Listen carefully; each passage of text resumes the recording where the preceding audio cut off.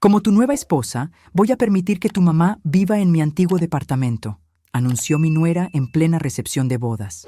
Yo sonreí. Te lo agradezco, pero estoy muy feliz viviendo en mi propiedad. Mi hijo me interrumpió de inmediato. Mamá, decidí no decirte antes, pero mis suegros y mi cuñada se van a mudar ahí. Miré alrededor del salón. La verdad, no estaban por ningún lado. Entonces dije bien fuerte. Esa frase quedó flotando en el aire como un vidrio a punto de romperse.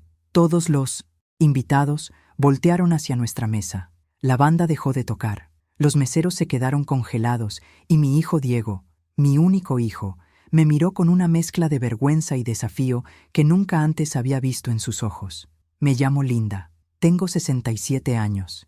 Y esa noche llevaba puesto mi traje vino que guardaba para ocasiones especiales.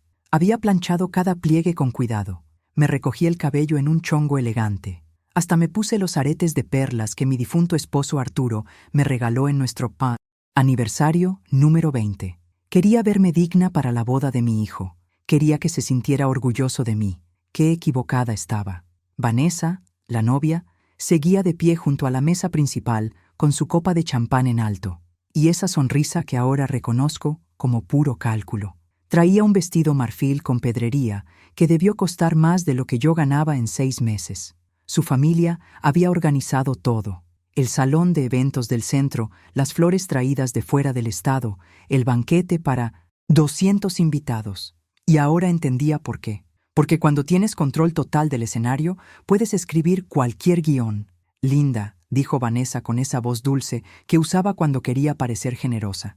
Sé que a tu edad es difícil mantener una casa tan grande. Por eso Diego y yo pensamos que estarías más cómoda en algo más chico, más manejable. A mi edad, como si mis 67 años me convirtieran en una anciana decrépita, incapaz de abrir una puerta. Y como mis papás y mi hermana, Mónica están pasando por un momento difícil, continuó. Pensamos que sería perfecto que te ayudaran con los gastos de tu casa mientras te acomodas en el departamento de Diego. Es una solución que beneficia a todos, ¿no crees?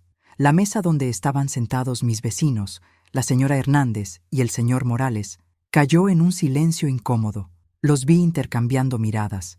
Algunos invitados ya murmuraban, otros fingían revisar sus teléfonos. Diego ni siquiera me miraba.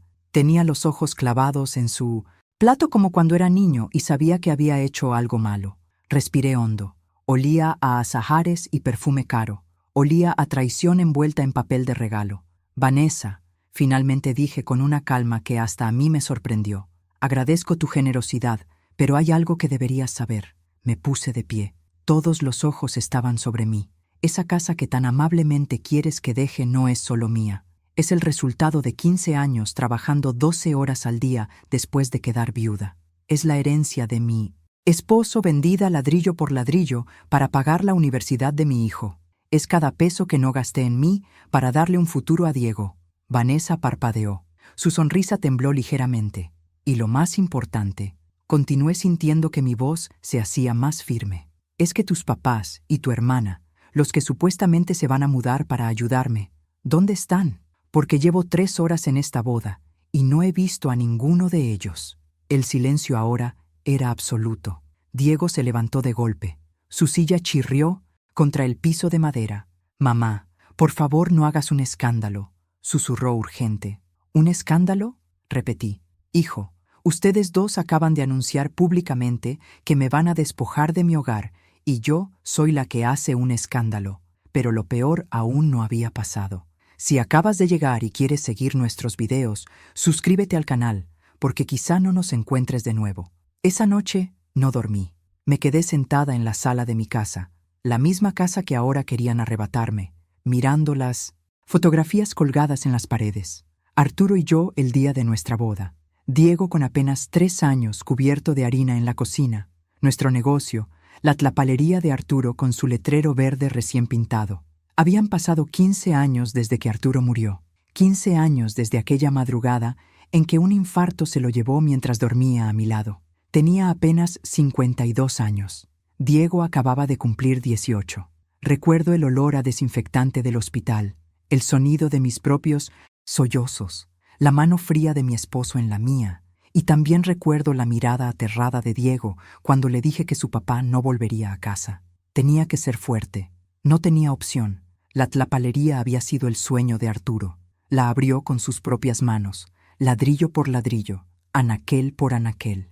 En los buenos tiempos teníamos 3 empleados. Vendíamos de todo: cemento, varilla, herramientas, pintura. Los maestros de obra del barrio nos conocían por nombre. Arturo silbaba mientras atendía clientes. Yo llevaba las cuentas en un cuaderno de pasta dura. Después de su muerte, intenté mantenerla funcionando. Durante 6 meses me levantaba a las 5 de la mañana para abrir el local. Cargaba bultos de cemento que me lastimaban la espalda. Aprendí sobre calibres de alambre y tipos de clavos. Pero no era lo mismo. Los proveedores empezaron a subir precios. La competencia de las grandes cadenas nos ahogaba poco a poco. Una tarde, mientras cerraba la cortina metálica, me di cuenta de que perdía dinero cada mes. Y Diego acababa de recibir su carta de aceptación en la Universidad Estatal para estudiar ingeniería civil. La colegiatura era de 25,000 pesos por semestre. 4 años, 8 semestres, 200,000 pesos solo en colegiatura, sin contar libros, materiales, transporte. Esa noche fue igual que esta. Tampoco dormí. Pasé los números una y otra vez en ese mismo cuaderno de pasta dura donde Arturo registraba las ventas. Al día siguiente contraté un valuador. Un señor, mayor con lentes gruesos, revisó cada rincón de la tlapalería: el inventario, la ubicación, el contrato de renta, la clientela. 150,000 pesos, dijo finalmente. Es un negocio noble, señora Martínez. Lamento que tenga que venderlo. Y lo vendí. Firmé los papeles con mano temblorosa. Vi cómo desmontaban el letrero verde. Empaqueté los recuerdos en cajas de cartón. Con ese dinero hice 3 cosas. Pagué por adelantado los 4 años completos de universidad de Diego. Compré la casa donde vivo ahora, una propiedad en las afueras que costó 400,000 pesos. Y con lo que quedó, compré un departamento de 2 recámaras en el centro por 150,000 pesos que puse a nombre de Diego. Es tu herencia, mi hijo, le dije cuando cumplió 21, para cuando te cases, para que tengas dónde empezar. Me abrazó. Me dijo que era la mejor madre del mundo.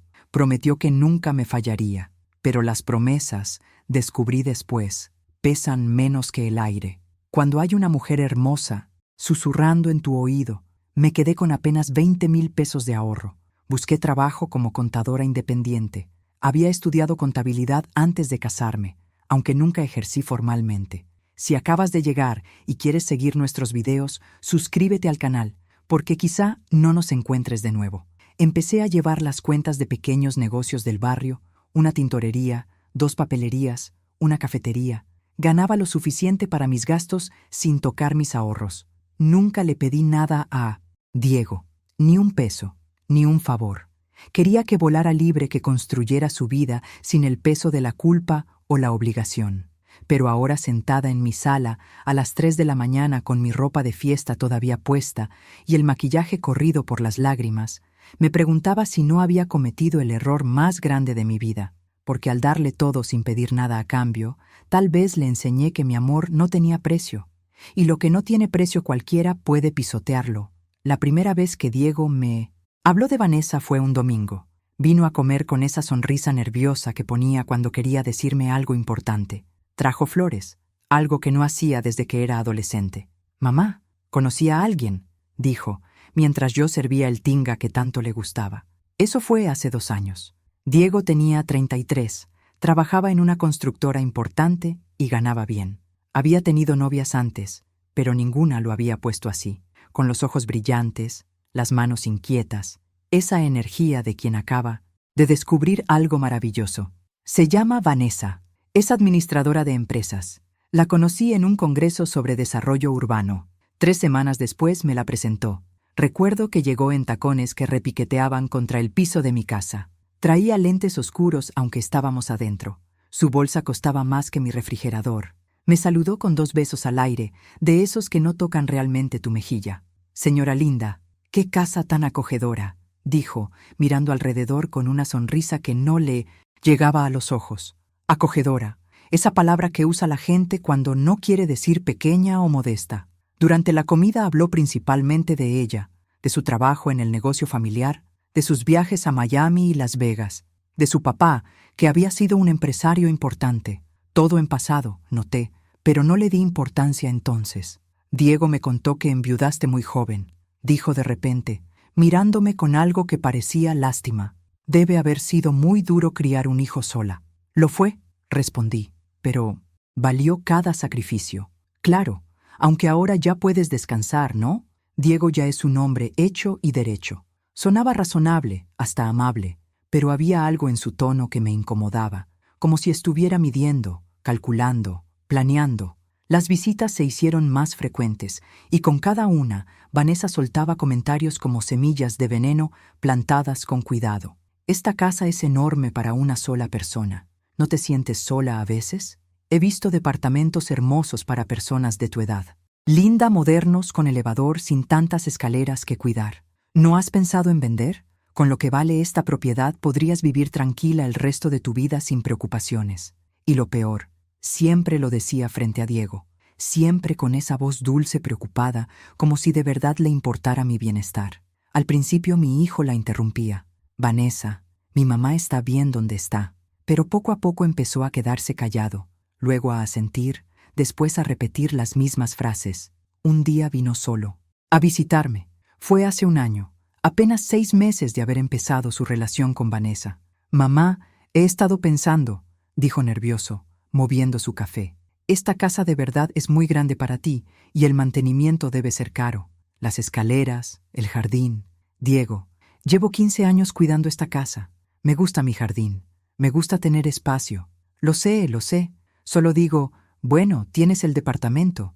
Es más práctico. Y podrías rentar esta casa, tener un ingreso extra. Vanessa no estaba presente, pero era como si estuviera sentada entre nosotros, susurrando desde sus labios. ¿Esto es idea tuya o de Vanessa? Pregunté directamente. Se puso rojo. Es una plática que tuvimos, sí, pero tiene sentido, mamá. Piénsalo. No volví a mencionar el tema, pero empecé a observar, a poner atención. Noté cómo Vanessa tocaba el brazo de Diego cada vez que yo decía algo. Un toque suave, casi imperceptible, pero constante, como un recordatorio. Noté cómo desviaba las conversaciones cuando yo hablaba de mis planes, de las mejoras que quería hacerle a la casa, de mi jardín de bugambilias. Si acabas de llegar y quieres seguir nuestros videos, suscríbete al canal, porque quizá no nos encuentres de nuevo. Noté cómo siempre encontraba la manera de mencionar lo complicada que era mi vida, lo cansada que debía estar, lo sola que vivía. Una tarde, mientras ella estaba en el baño, revisé el teléfono de Diego que había dejado sobre la mesa. Sí, lo hice, y no me arrepiento. Vi mensajes de Vanessa. Tu mamá es terca, pero va a ceder. Solo sigue insistiendo. Esa casa vale una fortuna, amor. Piensa en nuestro futuro. Mis papás de verdad necesitan un lugar, y tu mamá tiene opciones. Cerré el teléfono con las manos temblorosas, pero no dije nada porque sabía que si confrontaba a Diego, él defendería a Vanessa, porque así funcionan estas manipulaciones. Te van aislando lentamente de quienes podrían abrirte los ojos. Así que esperé, observé y me preparé para el golpe que sabía vendría. Solo que nunca imaginé que sería en su propia boda, frente a 200 personas, donde finalmente mostrarían sus verdaderas intenciones. Después de esa escena en la boda, Diego me alcanzó en el estacionamiento. Buscaba las llaves de mi carro con las manos temblorosas, las luces de los autos reflejándose en el pavimento mojado. Había llovido durante la fiesta, como si el cielo también llorara por lo que acababa de presenciar. Mamá, espera. Su voz sonaba desesperada. Me detuve. No me di la vuelta. Necesito explicarte. ¿Explicar qué, Diego? Que decidiste mi vida sin consultarme. Que me humillaste frente a toda esa gente. No fue así. Vanessa solo pensó que sería más fácil si lo anunciábamos públicamente, para que no te sintieras presionada a decir que sí solo por mí. Me di la vuelta entonces, lo miré a los ojos, esos ojos que se parecían tanto a los de su padre. ¿Y funcionó? ¿Me siento menos presionada ahora que 200 personas saben que me vas a sacar de mi casa? Se pasó la mano por el cabello. Un gesto que hacía desde niño cuando estaba nervioso. Los papás de Vanessa, mamá, perdieron su casa, tienen deudas. Ricardo tuvo problemas con su negocio. Y por eso tengo que pagar yo. Por eso tengo que renunciar a mi hogar. No es renunciar. Es compartir. Es ayudar a una familia que lo necesita. Tengo 67 años, Diego. Trabajé toda mi vida. Vendí el negocio de tu papá, sus sueños, para darte un futuro. Y ahora me pides que entregue también mi presente. Se quedó callado. Lo lejos se escuchaba la música de la fiesta que seguía adentro. No vinieron hoy porque les da vergüenza, dijo finalmente. Estela, Ricardo y Mónica no quisieron venir porque sabían que esto sería incómodo. Qué conveniente. Respiré hondo. Cuando volvió a hablar, su voz era distinta, más dura. Mamá, vas a tener que entender que ya no eres solo tú. Ahora soy parte de una familia más grande. Vanessa es mi esposa. Sus problemas son mis problemas. Y necesito que tú, que me sacrifique una vez más, que me haga pequeña para que otros quepan. No respondió, y en ese silencio entendí que había perdido algo más que una casa. Había perdido al hijo que crié. Subí a mi carro y manejé hasta mi casa llorando todo el camino. Las calles de la ciudad brillaban con la lluvia reciente. Pasé por el viejo local de la tlapalería. Ahora era una tienda de conveniencia. Ni rastro del letrero verde quedaba. Durante los siguientes 3 días, Diego no me llamó, pero Vanessa sí. Si acabas de llegar y quieres seguir nuestros videos, suscríbete al canal, porque quizá no nos encuentres de nuevo. Linda, lamento mucho cómo salieron las cosas. Su voz sonaba ensayada. No era mi intención incomodarte. Solo pensé que sería más fácil si todos estábamos de acuerdo desde el principio. Nadie me preguntó si yo estaba de acuerdo. Lo sé. Por eso te estoy llamando. Quiero explicarte la situación. Bueno, ¿podemos vernos tal vez en una cafetería? Solo nosotras dos tranquilas. Acepté, no porque confiara en ella, sino porque necesitaba entender exactamente con qué estaba lidiando. Nos vimos en un café del centro. Llegó tarde como siempre con lentes oscuros enormes y esa bolsa carísima. Mi familia está pasando por un momento muy difícil. Empezó después de pedir un café con leche de almendras. Mi papá, Ricardo, tenía un negocio de importaciones. Era exitoso, Linda. Teníamos una casa en un fraccionamiento exclusivo, 2 carros nuevos. Pero hace 3 años todo se complicó. Hubo problemas con proveedores, deudas acumuladas. ¿Cuánto deben?, pregunté directamente. Parpadeó, sorprendida por mi franqueza. No se trata solo de dinero. Se trata de dignidad, de no dejar que mi familia duerma en la calle. ¿Dónde están viviendo ahora? En un departamento rentado pequeño. Mi mamá Estela tuvo que buscar trabajo después de años de ser ama de casa. Mi hermana Mónica se divorció hace poco y está con ellos. Es humillante para todos. Bebió su café. Vi sus uñas perfectamente arregladas, su reloj que costaba más que 3 meses de mi ingreso. Tu casa tiene 4 recámaras, continuó. Más que suficiente espacio. Ellos podrían ayudarte con el mantenimiento con los gastos, y tú estarías más tranquila en el departamento de Diego, sin escaleras, sin jardín que cuidar, sin responsabilidades. Me gustan mis responsabilidades, Linda. Su tono cambió, se volvió más frío. Sé razonable. Diego es mi esposo ahora. Esto no es solo tu decisión, el departamento también está a su nombre. Técnicamente, él ya tiene un derecho legal sobre esa propiedad. Ahí estaba la amenaza apenas velada. ¿Me estás diciendo que me van a obligar? Estoy diciendo que sería mucho más fácil si cooperaras para todos, especialmente para tu relación con tu hijo. Salí de ese café sintiendo un escalofrío que no tenía nada que ver con el aire acondicionado. Esa noche contraté a un investigador privado, un hombre recomendado por el señor Hernández, mi vecino. Se llamaba Ernesto Molina. Tenía una oficina modesta en el centro. Necesito saber todo sobre la familia Torres. Le dije, Ricardo, Estela y Mónica, sus deudas, su pasado, todo. Me cobró $1000 por adelantado. Valió cada centavo. Lo que descubrió me heló la sangre. El reporte llegó una semana después. 30 páginas que leí sentada en mi cocina con una taza de café que se enfrió sin que le diera un solo sorbo.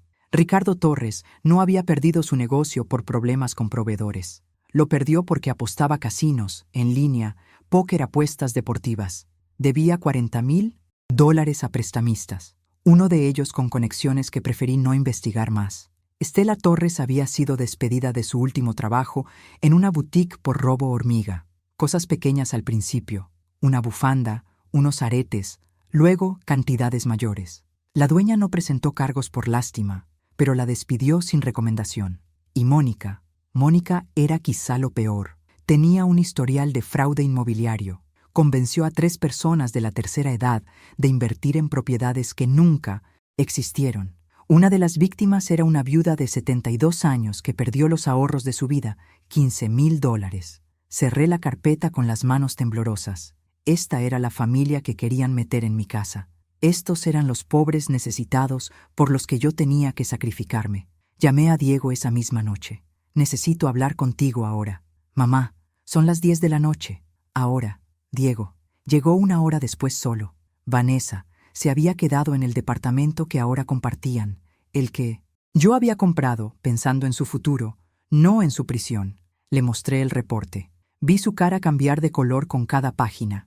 Esto tiene que ser un error. Ernesto Molina es el mejor investigador de la zona. Todo está documentado. Facturas, denuncias, testimonios. Se dejó caer en el sillón, el mismo sillón donde le leía cuentos cuando era niño. Vanessa no sabía. ¿Estás seguro? ¿O solo no quisiste saber? Se quedó callado. Diego, esta gente tiene problemas serios, deudas con gente peligrosa, antecedentes penales, y tú quieres meterlos a mi casa, a la casa que compré con el dinero del negocio de tu papá. Son la familia de mi esposa, y yo soy tu madre. ¿Eso ya no significa nada? Se levantó bruscamente. Sabía que harías esto. Vanessa me advirtió que intentarías sabotear nuestro matrimonio. Me quedé helada. ¿Perdón? Siempre has sido controladora, mamá. Nunca te ha gustado ninguna de mis novias. Y ahora que por fin encontré a alguien con quien quiero construir un futuro, haces todo lo posible por arruinarlo. Diego, no. Déjame terminar. Estoy cansado de sentirme culpable. Sí, hiciste sacrificios. Sí, pagaste mi universidad. Pero eso no te da derecho a decidir cómo vivo mi vida. Solo te estoy mostrando la verdad, tu verdad. La verdad según Linda Morales, que siempre sabe más, que siempre tiene razón. Su voz temblaba de rabia. Vanessa me ama, me eligió a mí, y si no puedes aceptar eso, entonces tú eres el problema. Se fue dando un portazo. El sonido resonó por toda la casa, vacía. Durante los siguientes días, el silencio fue absoluto. Diego no contestaba mis llamadas. Mis mensajes se quedaban en visto. Pero Vanessa sí hizo algo mucho peor que el silencio. Empezó a publicar en redes sociales historias en Instagram con mensajes como «Cuando tu suegra prefiere una casa vacía antes que ayudar a su propia familia». Posts en Facebook. Reflexión. Si acabas de llegar y quieres seguir nuestros videos, suscríbete al canal, porque quizá no nos encuentres de nuevo. Hasta ¿dónde llega el egoísmo de una madre que lo tiene todo y no quiere compartir nada? Nunca mencionaba mi nombre, pero nuestros conocidos en común sabían exactamente de quién hablaba. Los comentarios estaban divididos. Algunos la defendían. Qué triste cuando las personas mayores se vuelven amargas. Yo también tuve una suegra egoísta. Te entiendo perfectamente. Otros me defendían, pero eran menos, porque la narrativa de Vanessa era más simple, más fácil de digerir. Mujer joven y bondadosa contra suegra cruel que no quiere ayudar. La señora Hernández, mi vecina de toda la vida, vino una tarde con pan dulce. No les hagas caso, Linda. La gente habla porque no sabe, pero sí sabían, o al menos algunos sabían. Recibí llamadas de parientes lejanos, primos que no veía en años, todos con el mismo mensaje. ¿Es verdad que no quieres ayudar a la familia de tu nuera? En el mercado, la señora que me vendía verduras me miraba diferente. En la iglesia, algunas mujeres dejaron de saludarme. Lo peor fue cuando fui al banco a hacer unos trámites. La cajera me reconoció. Usted es la mamá de Diego Morales, ¿verdad? Vi lo que publicó su nuera. Qué pena, señora. Los hijos de ahora no valoran lo que uno hace por ellos. No era compasión lo que vi en sus ojos. Era lástima y algo peor. Satisfacción. Ese placer morboso de ver a alguien más hundido en problemas. Una noche, tocaron a mi puerta a las 11. Era Diego. Traía maletas. ¿Puedo quedarme aquí esta noche?, preguntó con voz pequeña. ¿Qué pasó? Discutimos. Vanessa dice que si no te convenzo de que te mudes, es porque te amo más a ti que a ella. Lo dejé entrar. Le hice té de manzanilla. Se sentó en la mesa de la cocina como cuando tenía 20 años y venía a contarme sus problemas. Mamá, estoy cansado. Vanessa llora todos los días por sus papás.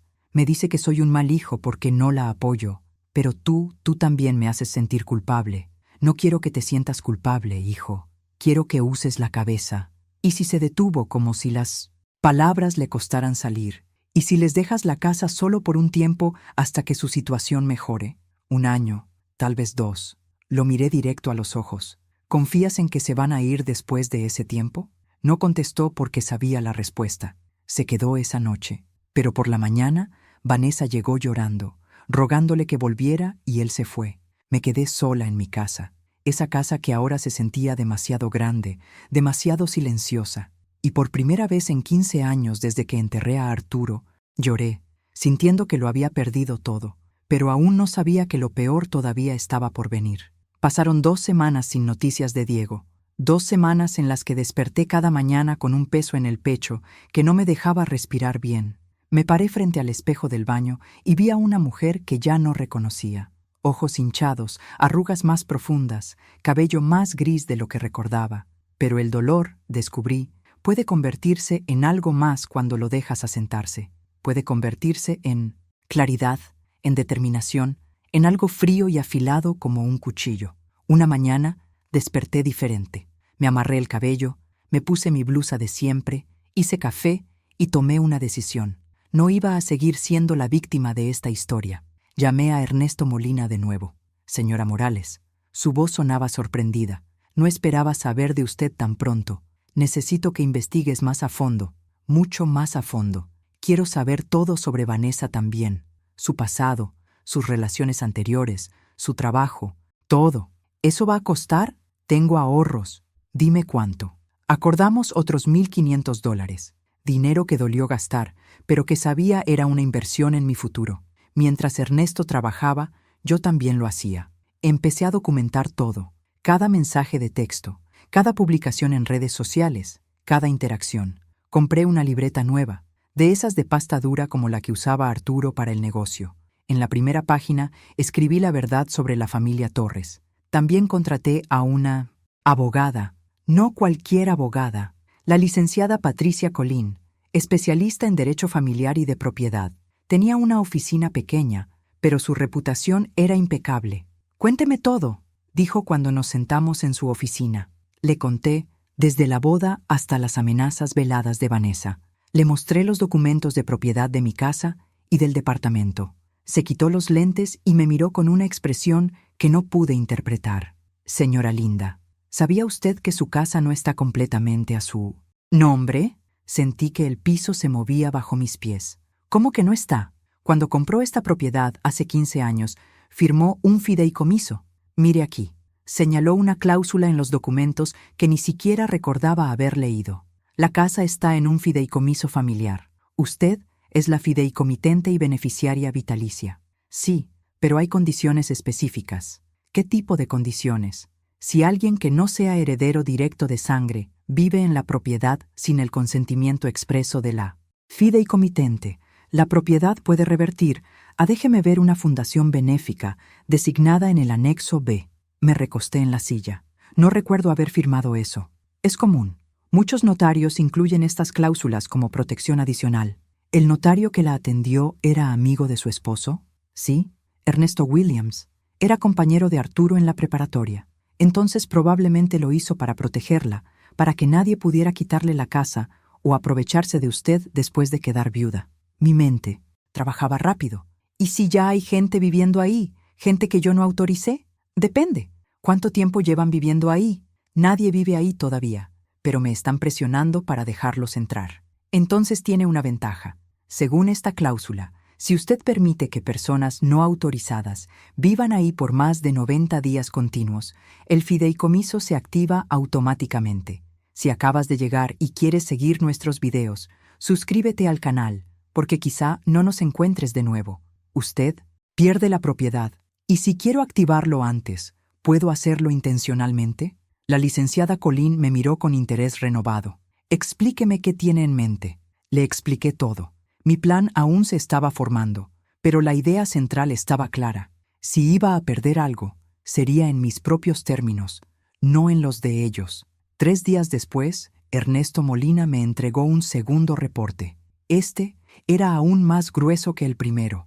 Me senté en la sala de mi casa con una taza de té de tila para calmar los nervios y empecé a leer. Vanessa García Torres, 28 años.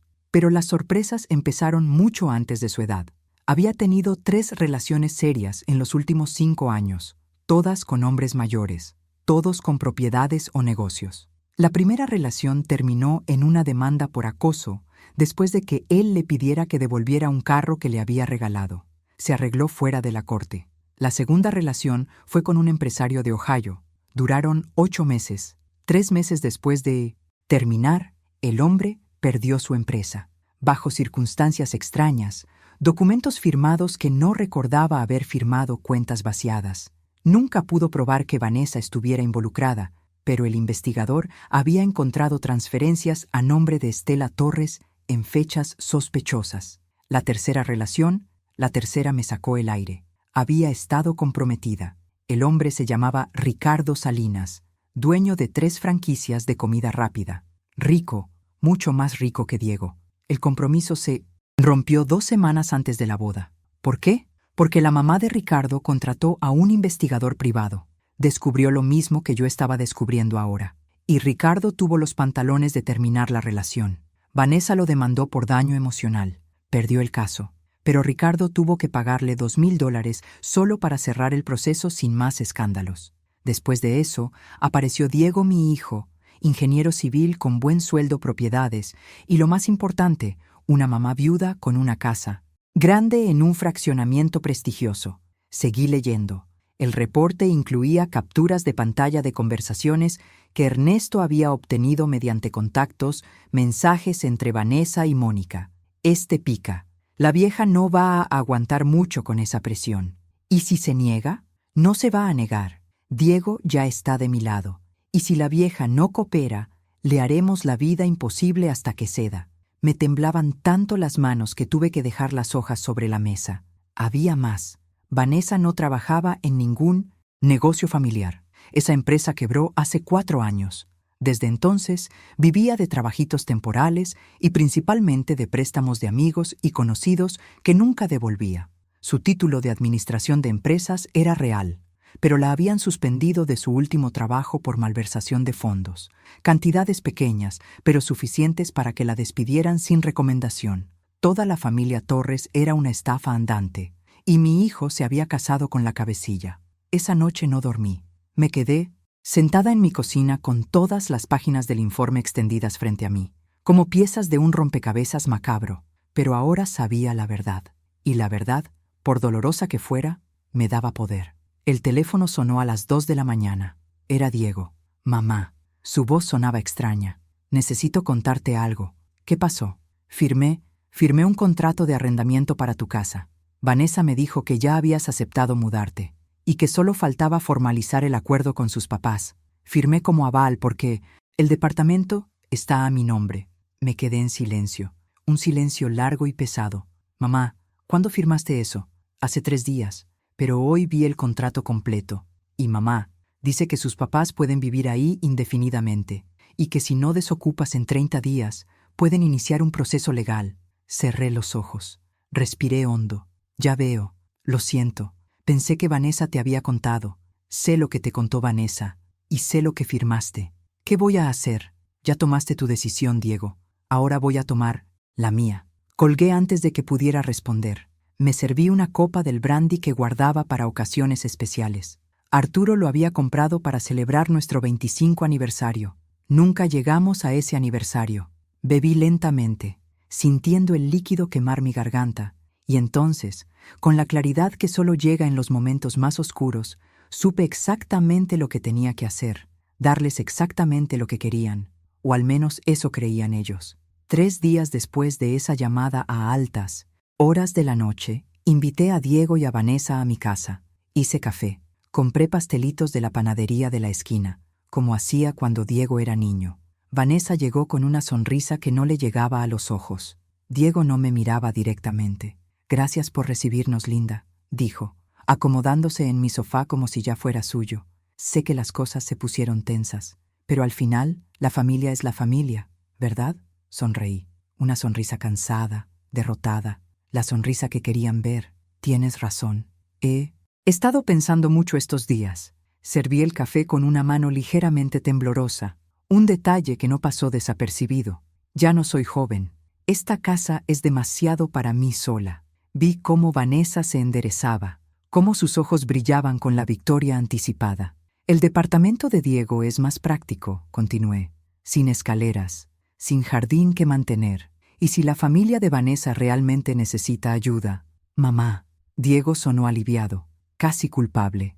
Solo necesito tiempo para organizar mis cosas. Dije suavemente, 15 años aquí, muchos recuerdos para empacar. Por supuesto, respondió Vanessa rápidamente. Tómate el tiempo que necesites.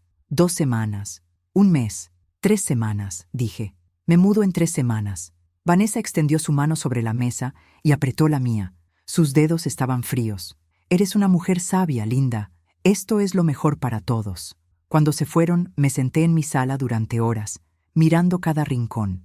El sillón donde Arturo leía el periódico, la mancha en la pared que dejó Diego cuando tenía 8 años y jugaba a la pelota dentro de la casa, las cortinas que había elegido hace 10 años. Pero no lloré, no me quedaban más lágrimas.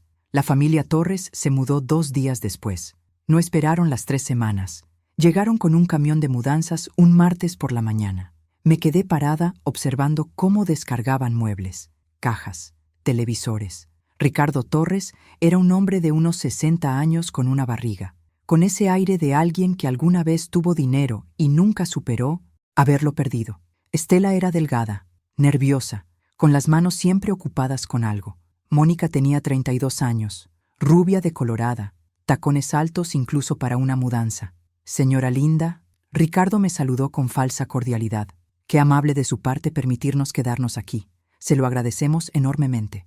Es temporal, respondí. Por supuesto, solo hasta que nuestra situación mejore. Mentiroso. Pude verlo en sus ojos. No tenían intención de irse nunca.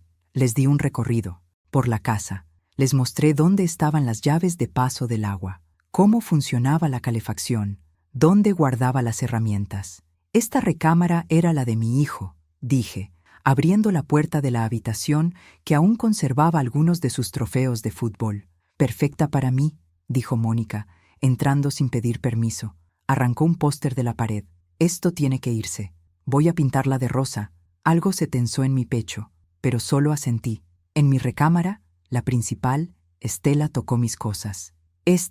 Reloj, señaló el antiguo reloj de pared que colgaba junto a la ventana. ¿Es valioso? Era de mi esposo. Su abuelo se lo regaló. Es un poco anticuado, ¿verdad? Pero seguramente podemos venderlo. Estas antigüedades a veces valen algo. No está a la venta. Bueno, técnicamente ya no vive aquí, así que... Se rió, una risa aguda que me taladró los oídos. Empaqué mis cosas esenciales. Esa misma tarde. Ropa, documentos importantes, fotos de Arturo y Diego. También me llevé el reloj de pared, envuelto, en una manta. Diego vino a ayudarme a cargar las cajas en su carro. Trabajamos en silencio.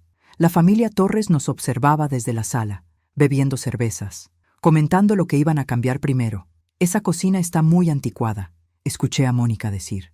Necesita una remodelación completa. En el departamento de Diego, el que ahora sería mi hogar. Desempaqué mis cosas con movimientos mecánicos. Era un espacio agradable. 2 recámaras, buena iluminación, pero se sentía ajeno, como un hotel donde... Estaba de visita. Colgué el reloj en la sala. Diego me ayudó a nivelarlo. Mamá, sé que esto es difícil. Está bien. Mentí. Vanessa prometió que será temporal. En cuanto sus papás consigan trabajo, no respondí. No tenía sentido. Durante las siguientes 2 semanas, Diego me visitó cada 3 días. Me traía comida. Me preguntaba cómo estaba. Yo sonreía. Decía que todo estaba bien, que me estaba adaptando, pero llamaba a mi casa, mi antigua casa, solo para escuchar quién contestaba. La primera vez, Mónica contestó. Hola. Su voz sonaba impaciente. Colgué sin decir nada. La segunda vez, Ricardo contestó. Residencia Torres, dijo con orgullo. Residencia Torres, en la casa que compré con el dinero del negocio de mi esposo muerto. Colgué con las manos temblorosas. Empecé a manejar por mi antigua calle, solo para ver, como quien visita una tumba. Una tarde vi algo que me heló la sangre. Un camión de casa de empeño estacionado frente a mi casa. 2 hombres sacaban muebles. Mi librero de caoba, la mesa del comedor donde celebramos 20 cumpleaños de Diego, las sillas que Arturo había barnizado él mismo. Llamé a Diego de inmediato. Están vendiendo mis muebles. ¿Qué? No, debe haber un error. Estoy aquí. Los estoy viendo. Están sacando todo. Lo escuché confrontar a Vanessa. Voces amortiguadas. Luego volvió al teléfono. Vanessa dice que sus papás necesitaban dinero urgentemente, que tú dijiste que podían disponer de lo que no te llevaste. Yo nunca dije eso. Mamá, son solo cosas. Muebles. Viejos. Eran las cosas de tu padre. Silencio largo. Lo siento, pero ya no puedo hacer nada. Ya se los llevaron. Esa noche recibí una llamada de la señora Higgins, mi antigua vecina. Linda, necesito contarte algo. Esa familia están destruyendo tu jardín. Arrancaron todas tus bugambilias. Dicen que van a hacer una terraza moderna. Las bugambilias que había plantado hace 12 años, que regaba cada mañana, que podaba con mis propias manos. También vi que vendieron tu reloj de pared, continuó la señora Higgins. El que estaba en la sala. Lo vi en una publicación de Facebook. Lo vendieron en $700. Ese reloj estaba en mi recámara. Yo me lo llevé. Entonces tenían otro igualito, porque era definitivamente el tuyo. Tenía la inscripción atrás. Para Arturo, con amor eterno. Se me cortó la respiración. Habían entrado al departamento. Habían robado el reloj mientras yo no estaba. Llamé a Diego. No contestó. Le mandé mensaje. Me dejó en visto. Llamé a Vanessa. Ella sí contestó.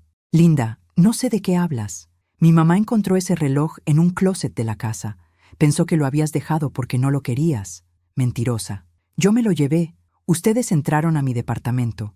Cuidado con lo que acusas. No tienes pruebas. Y honestamente, a tu edad es normal olvidar dónde dejas las cosas. Colgó. Me senté en el piso de mi departamento prestado, rodeada de cajas a medio desempacar, y por primera vez comprendí verdaderamente con qué tipo de personas estaba tratando. No eran solo oportunistas, eran depredadores, pero yo también podía hacerlo. Saqué mi libreta, la de pasta dura, y agregué una nueva página, pruebas de robo y violación de propiedad privada. Abajo empecé a escribir, cada detalle, cada objeto robado, cada mentira. La trampa estaba lista, solo faltaba que cayeran completamente en ella. Y faltaban exactamente 67 días para que se activara la cláusula del fideicomiso. 67 días para que lo perdieran todo. 67 días para mí. Venganza. En el día 75, después de que la familia Torres se mudara a mi casa, llamé a la abogada Collins. Es momento, dije simplemente. ¿Está segura? Una vez que empecemos esto, no hay vuelta atrás. Completamente segura. Nos reunimos en su oficina esa misma tarde. Llevé mi libreta, todas las pruebas que había recolectado, las fotografías que la señora Higgins me había enviado, capturas de pantalla de las publicaciones donde vendían mis pertenencias.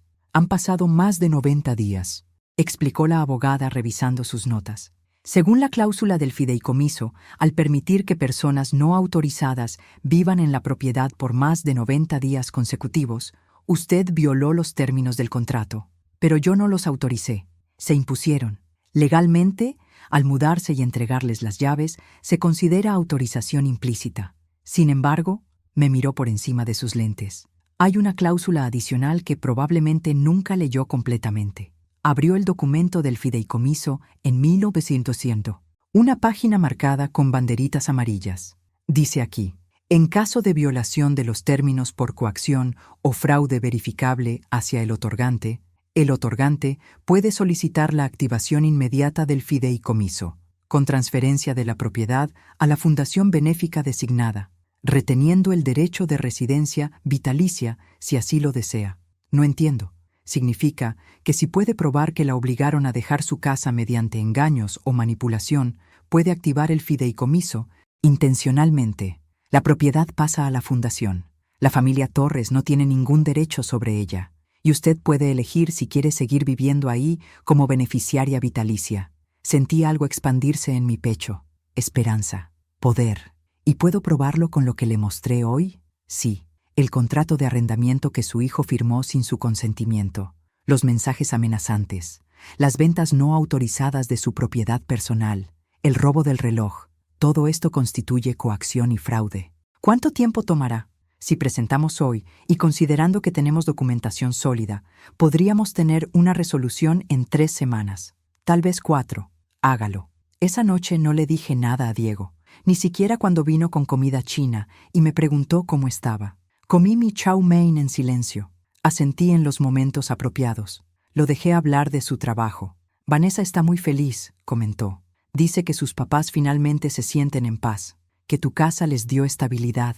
Qué bueno, respondí, con una sonrisa suave. ¿Ves, mamá? Al final todo salió bien.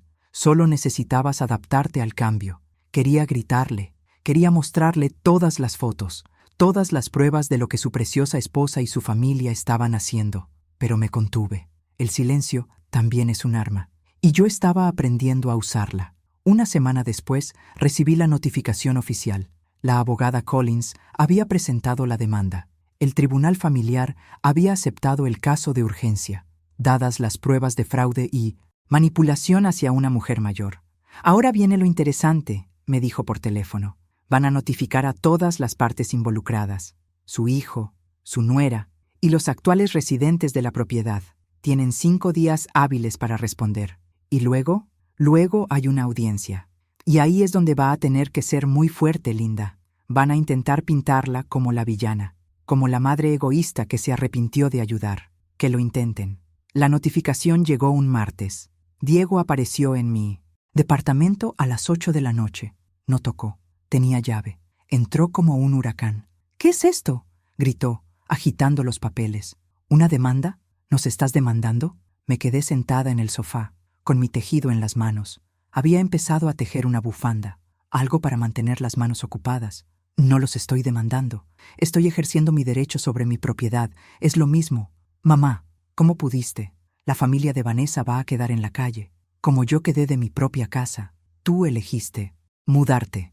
Dejé el tejido a un lado. Lo miré directamente. ¿Elegí, Diego? Tú firmaste un contrato a mis espaldas. Me presionaron públicamente en tu boda. Vendieron los muebles de tu papá. Robaron el reloj que tu papá amaba. Destruyeron mi jardín. ¿Eso es elegir? Se pasó las manos por el pelo. Un gesto que ahora me recordaba más a su suegro que a Arturo. Fueron errores, malentendidos. Pero esto es cruel. Mamá, Vanessa está destrozada. Llora todos los días. Qué conveniente. ¿Qué te pasó? No, eres la mujer que me crió. La mamá que yo conocía nunca sería tan vengativa. Me puse de pie. Tuve que levantar la mirada para verlo a los ojos, pero mi voz no tembló. La mamá que conocías murió el día que elegiste a una mujer que apenas conocías sobre la mujer que lo sacrificó todo por ti. La mamá que conocías se quedó enterrada bajo 15 años de sacrificio que tú pisoteaste en 3 meses de matrimonio. Mamá, la audiencia es en 2 semanas. Ahí presento todas mis pruebas. El juez decidirá. Y, Diego, hice una pausa. Te sugiero que consigas un buen abogado, porque los cargos por robo de propiedad personal y venta ilegal de bienes ajenos también están en el expediente. Se puso pálido. ¿Nos vas a meter a la cárcel?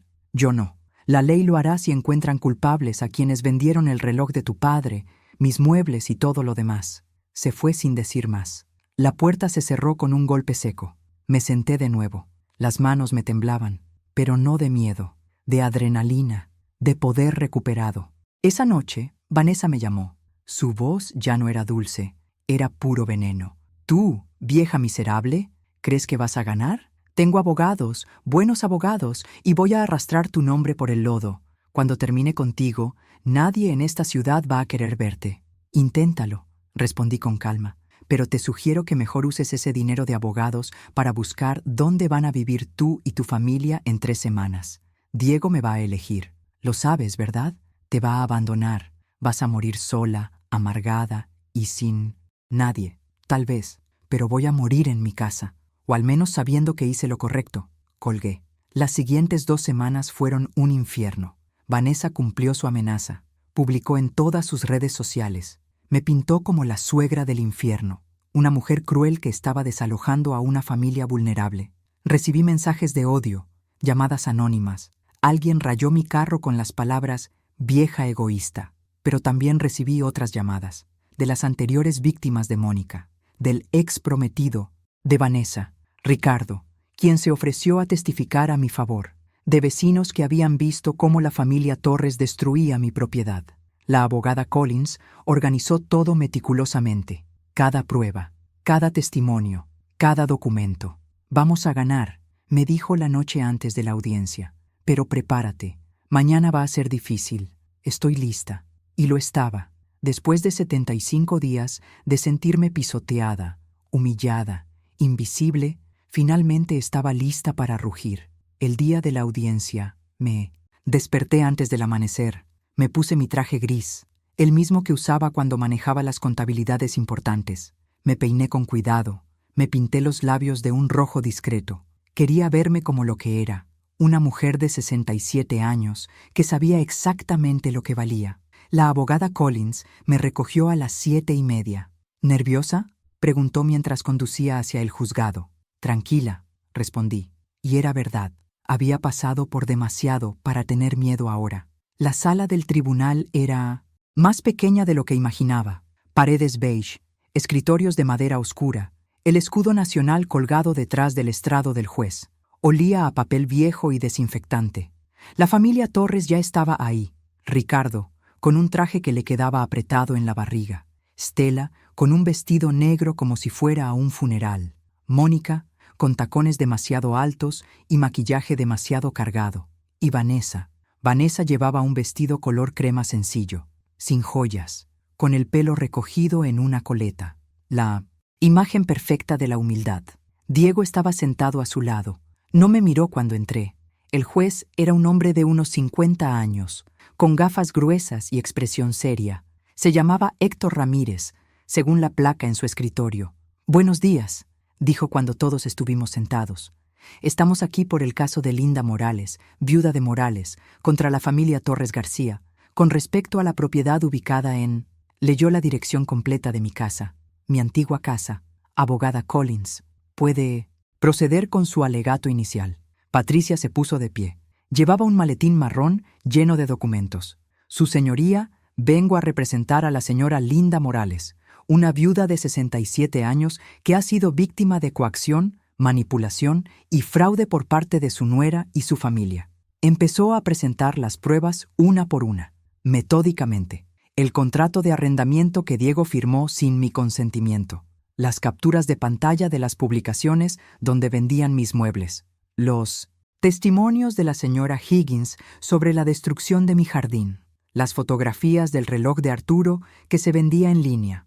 El abogado de los Torres, un joven con demasiado gel en el pelo, intentó objetar constantemente. Su señoría, la señora Morales, abandonó la propiedad voluntariamente. Firmó documentos entregando las llaves. «No firmé ningún documento», interrumpí. El juez me miró. «Señora Morales, por favor espere su turno para testificar». «Lo siento, su señoría». Patricia continuó. Presentó los mensajes entre Vanessa y Mónica que el investigador había obtenido, los que me llamaban vieja y planeaban presionarme hasta que cediera. Vi a Vanessa palidecer. «Su señoría», dijo su abogado, «esos mensajes privados se obtuvieron ilegalmente. Fueron obtenidos por un investigador privado con licencia», respondió Patricia. «Completamente legal bajo la ley cuando hay una sospecha fundada de fraude». El juez tomó notas sin expresión. Luego fue el turno de la familia Torres para defenderse. Su abogado llamó a Vanessa al estrado primero. «Señora Torres, señora Morales», corrigió con voz suave. «Perdón, señora Morales. ¿Puede explicar al juez cómo llegó a vivir en la propiedad de su suegra?». Vanessa se secó una lágrima inexistente. «Mi familia estaba pasando por un momento muy difícil, su señoría. Mi padre perdió su negocio. Estábamos a punto de quedarnos en la calle cuando Diego y yo nos casamos. Su mamá, Linda, nos dijo que nos ayudaría, que podíamos usar su casa mientras ella se mudaba a un lugar más pequeño. Ella se ofreció voluntariamente. Sí, dijo que era su regalo de bodas para nosotros. Mentira, mentira descarada. ¿Y los muebles que vendieron? Linda nos dijo que tomáramos lo que quisiéramos, que ya no los necesitaba. Incluso nos dio permiso para hacer modificaciones a la casa. ¿Y el reloj? Ese reloj estaba en un closet. Pensamos que lo había olvidado. Mi mamá lo vendió para comprar comida. No sabíamos que era importante. Cada palabra era como una puñalada. Pero me quedé quieta, serena. El juez la miró directamente. ¿Tiene pruebas de que la señora Morales autorizó estas acciones? Vanessa vaciló. Fue verbal. Todo fue verbal. Entiendo. Luego llamaron a Diego. Mi hijo subió al estrado, evitando mi mirada. Señor Morales, dijo el abogado de los Torres, ¿estaba su madre de acuerdo con el arreglo? Diego se movió incómodo en su asiento. Al principio se resistía, pero al final entendió que era lo mejor. ¿Diría que fue obligada? No, no lo creo. No lo cree. ¿O no fue? ¿Obligada? La voz del juez era aguda. Hubo presión, ¿sí? Pero, ¿presión de quién? Diego miró a Vanessa. Ella sostuvo su mirada con ojos suplicantes. De las circunstancias. La familia de Vanessa necesitaba ayuda. Y responda a la pregunta, señor Morales. ¿Su madre fue presionada o no? El silencio se extendió, pesado, denso. Sí, dijo finalmente en voz baja. Sí, fue presionada. Escuché el grito ahogado de Vanessa. El juez tomó nota.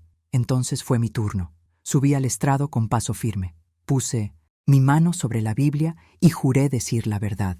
Y la dije, toda, sin adornos, sin drama, solo los hechos. Les conté sobre el anuncio en la boda, sobre los mensajes de presión, sobre el contrato firmado a mis espaldas, sobre ver los recuerdos de mi esposo muerto siendo vendidos, sobre las bugambilias desarraigadas, sobre el reloj robado.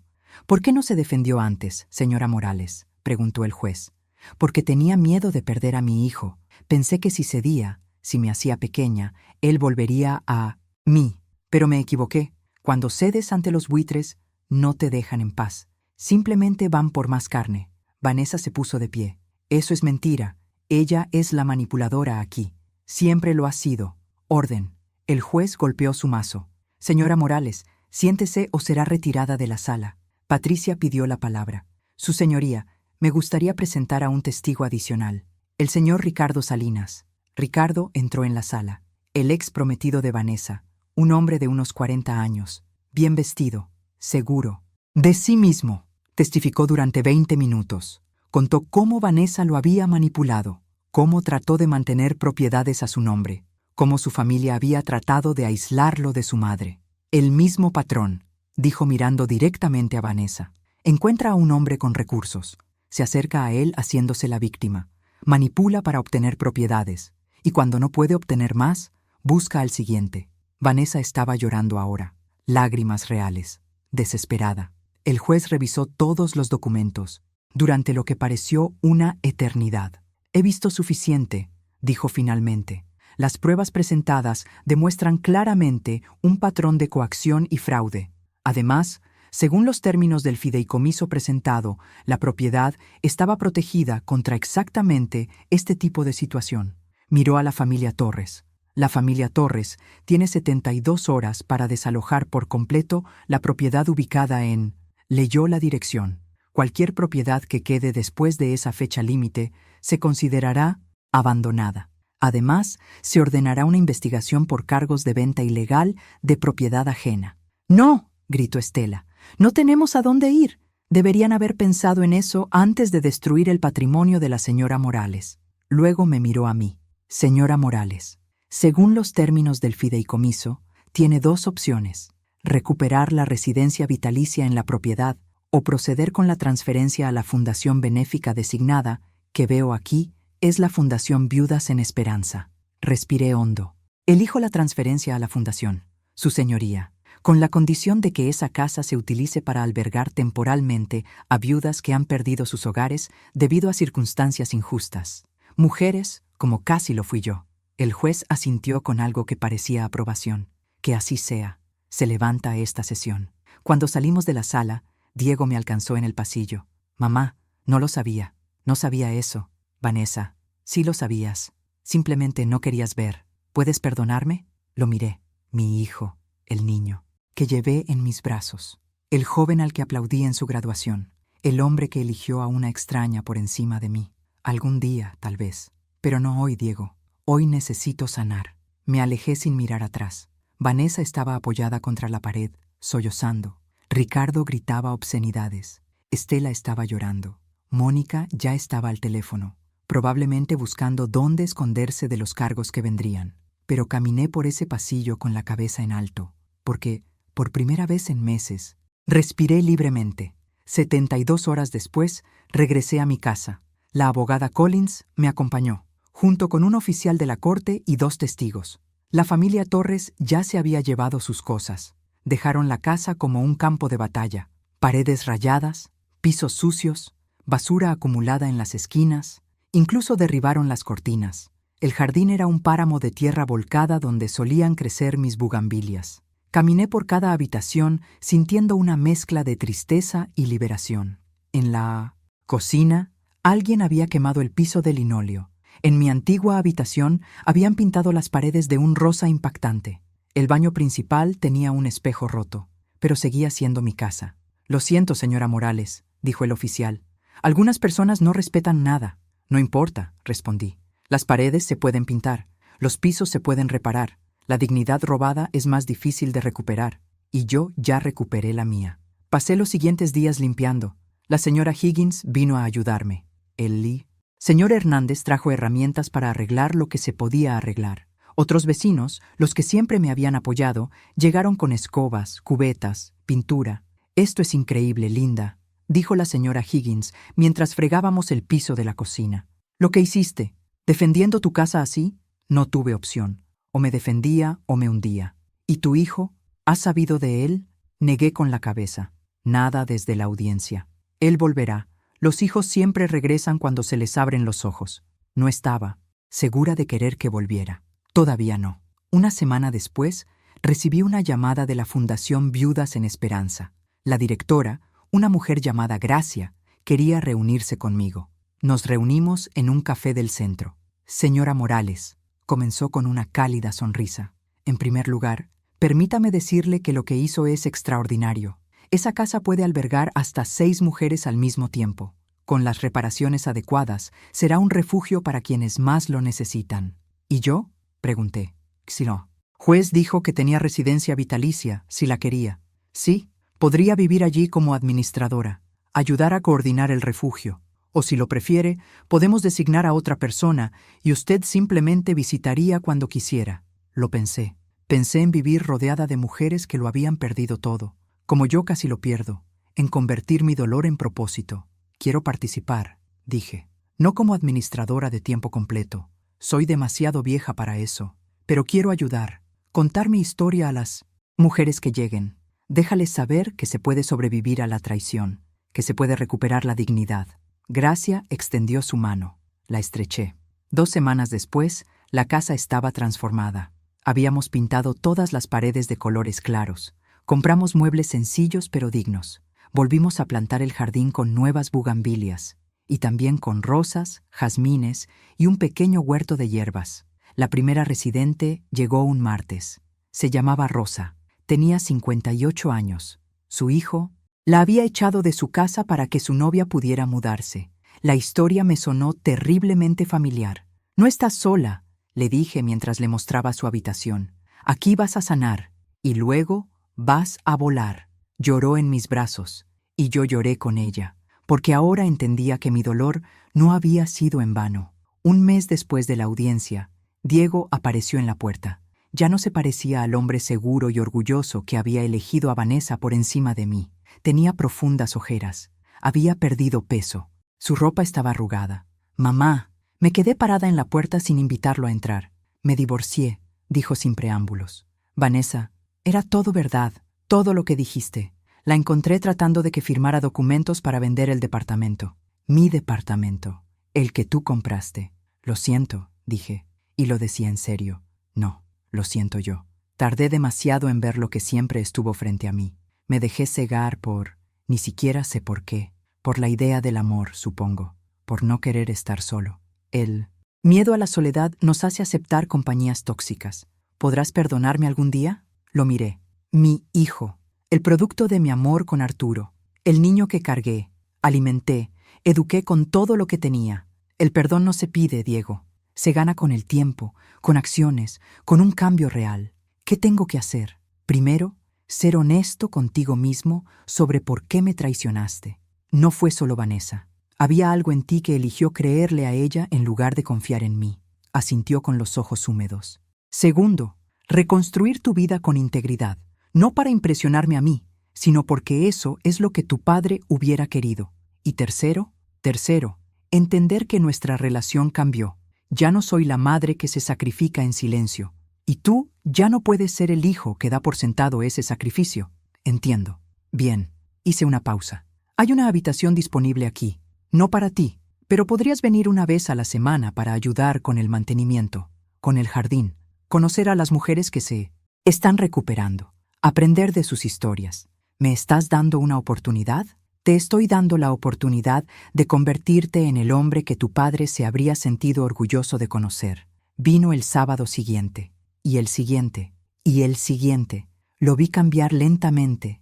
Vi cómo escuchaba las historias de Rosa, de Mariana que llegó después, de Claudia y Ana, mujeres abandonadas, traicionadas, despojadas, mujeres que estaban reconstruyendo sus vidas ladrillo por ladrillo.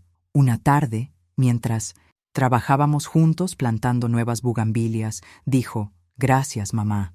¿Por qué? Por no rendirte conmigo, por mostrarme que el verdadero amor tiene límites, que el respeto es más importante que complacer. No respondí. Simplemente seguí plantando. Pero por dentro, algo sanó un poco más. Pasaron 6 meses. La casa albergaba a 5 mujeres, todas trabajando, recuperándose, planeando sus futuros. Yo vivía en un pequeño departamento cerca, pero pasaba la mayor parte de mis días en la casa, ayudando, aconsejando, simplemente estando presente. El señor Hernández murió en marzo. La señora Higgins me pidió que hablara en su funeral. «Siempre te admiró», me dijo. Dijo que eras la mujer más valiente que conocía. En el funeral, rodeada de personas que había conocido toda mi vida, hablé sobre el señor Hernández, pero también sobre el valor, sobre la diferencia entre el valor que grita y el valor que se mantiene firme en silencio hasta el momento exacto para actuar. Diego estaba allí. Desde la audiencia, se había convertido en alguien diferente, más humilde, más consciente. Trabajó duro para reconstruir su vida. Había vendido el departamento y comprado uno más pequeño. Donó la mitad del dinero a la fundación. «Es lo menos que puedo hacer», dijo cuando le pregunté por qué. «No lo estás haciendo por mí», le recordé. «Lo estás haciendo porque es lo correcto». Nunca más supe de Vanessa. Alguien me dijo que se había mudado a otra ciudad, que había encontrado a otro hombre con dinero, que el patrón continuaba.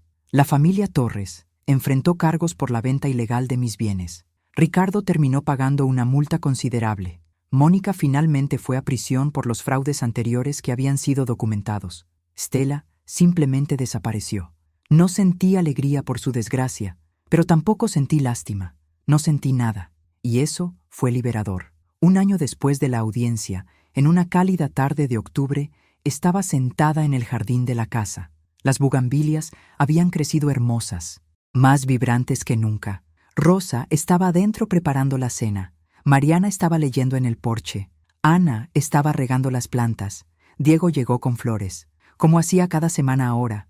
«Para ti, mamá». Las tomé. Eran girasoles, mis favoritos. «¿Cómo estás?», preguntó, sentándose a mi lado. «Bien, realmente bien». Y era verdad. «Conocí a alguien», dijo tímidamente. «Se llama Patricia. Es maestra. ¿Te gustaría conocerla? ¿Ya le contaste tu historia?» «Toda, incluyendo las partes feas, incluyendo lo que le hice a mi madre». «¿Y qué dijo?» «Que todos merecemos una segunda oportunidad, pero que las segundas oportunidades se ganan, no se regalan». Sonreí. «Ya me agrada». Esa noche, después de que Diego se fue, me senté en el jardín hasta que oscureció. Observé las estrellas aparecer una por una en el cielo. Pensé en Arturo, en cómo él habría manejado todo esto, probablemente con más gracia que yo, pero también pensé que estaría orgulloso, no de la venganza, sino de la dignidad recuperada, porque esto nunca se trató de castigar, se trató de no permitir que me borraran. Rosa salió con 2 tazas de té. «Pensé que te gustaría un poco de compañía, señora linda». «Gracias, querida». Se sentó a mi lado en silencio. Después de un rato, dijo: «Mi hijo llamó hoy». «Sí, quiere hablar. Dice que su novia lo dejó cuando se dio cuenta de que yo no tenía dinero que darle». «¿Y qué le dijiste?» «Que lo vería, pero en mis términos, que si quiere una relación conmigo, tiene que ganársela». Le apreté la mano. «Bien hecho». Aprendí de la mejor, pero bebimos nuestro té en silencio mientras la noche se asentaba por completo. Y en ese silencio comprendí algo fundamental. La verdadera riqueza nunca estuvo en la casa, ni en los muebles, ni en las propiedades. La verdadera riqueza estuvo en saber cuándo luchar, cuándo ceder, y cuándo simplemente caminar con la cabeza en alto, sabiendo que hiciste lo correcto. Estuvo en no permitir que te convirtieran en una víctima de tu propia bondad. Estuvo en comprender que el amor, sin respeto, es solo manipulación disfrazada. Y estuvo en saber que nunca es demasiado tarde para defender lo que te pertenece. No por codicia, sino por dignidad. Miré hacia la casa, las luces encendidas en cada ventana. Mujeres que habían tocado fondo y ahora se levantaban. Mujeres que, como yo, habían aprendido que rendirse no es la única opción. Y sonreí, porque esta casa, con su historia de dolor transformada en un refugio, fue mi mejor venganza contra aquellos que pensaron que podían quebrarme. No me quebraron, me fortalecieron. Y eso fue una victoria mucho más dulce que cualquier otra cosa que pudiera haber imaginado. Reflexión final. A veces la vida nos pone en situaciones en las que tenemos que elegir entre ser amables o ser fuertes. Aprendí que las mujeres más poderosas son aquellas que saben cómo ser ambas cosas, pero nunca a costa de su propia dignidad. Si mi historia tocó tu corazón, si alguna vez te has sentido invisible en tu propia vida, si has sacrificado tanto que olvidaste que tú también importas, entonces escribe en los comentarios desde dónde nos acompañas. Cuéntame tu historia, porque todos tenemos una, y todos merecemos ser escuchados. Dale me gusta si crees que el respeto se gana, no se ruega, y suscríbete al canal, porque quizá no nos encuentres de nuevo, para seguir compartiendo historias de mujeres que se niegan a ser borradas de sus propias vidas, porque al final, la verdadera herencia no son casas ni dinero, es la dignidad con la que enfrentamos las tormentas, y eso nadie te lo puede quitar. Fin.